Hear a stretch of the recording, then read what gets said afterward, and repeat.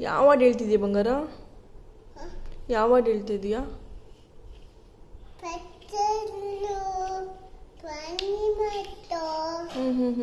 ಮುಂಚೆ ಹಾಡು ಹೇಳ್ತಿದ್ದಲ್ಲ ಅದ್ಯಾವ್ದು ಹಾಡೋದು?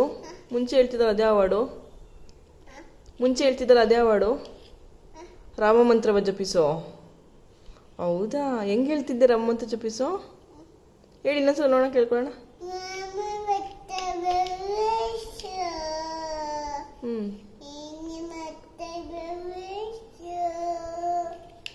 Thank you.